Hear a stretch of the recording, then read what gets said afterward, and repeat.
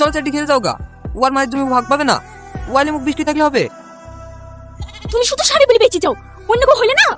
তোমাকে আজকে বলেছি, তোমাকে সেই কালে বয়ফ্রেন্ড করে বারণ করেছিলাম। ওই ছেলে বাড়িতে তোমার অনেক সময় আসো, আমার কথা তো শুনলি না। লীলা তো তোমার ভাগ, খাসি কোথাকার জমি রেস্ট হয়ে গেল।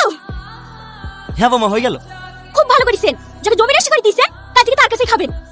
আমি আর আপনার ভাত দিতে পারবো না। ঠিক আছে বৌমা, তোমাকে আর আমাদের লিয়ে কষ্ট করে রান্না করতে হবে না। আমার মেয়ে দেখা হয়ে গেছে, সামনে শুক্রবারে রিয়াজের বিয়ে দিলে আসছি। কি রিয়াজের বিয়ে দিয়েছেন? হ্যাঁ। একজন খালি সারা জীবন চলছে, আবার আরেকজন। আমরা সবাই নিতে পারবো না। বিয়ে দিলে দেন কা, আমার বাড়িতে উঠতে দেবো না। তুমি বাড়ি কোথায় পেলি বৌমা? আমি এখনো মরিনি।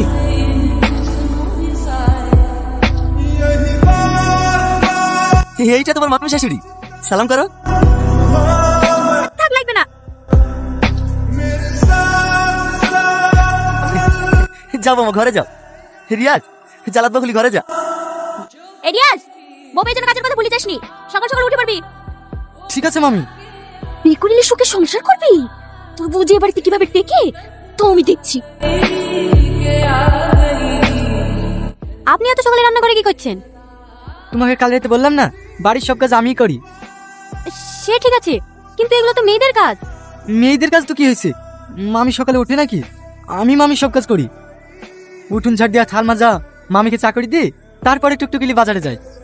দেখি ওঠেন, আমি চা করছি। না না, তুমি নতুন বউ, তোমাকে কিছু করতে হবে না।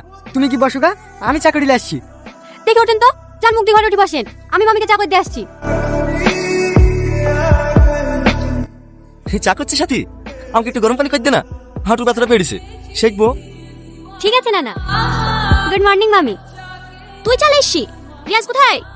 রিয়াজ ঘুমোচ্ছে মামি, ও আর আপনাকে চা দিতে আসবে না। এখন থেকে তো আপনার সেবা যত্ন আমি করব, কিছু দরকার হলে আমাকে বলবেন। এলেন মামি।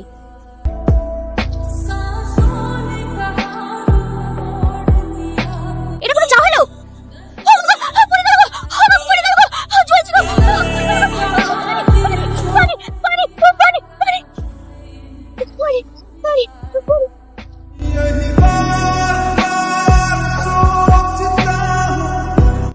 কি হলো মামি? ও কিছু না, এটাই হওয়ার ছিল।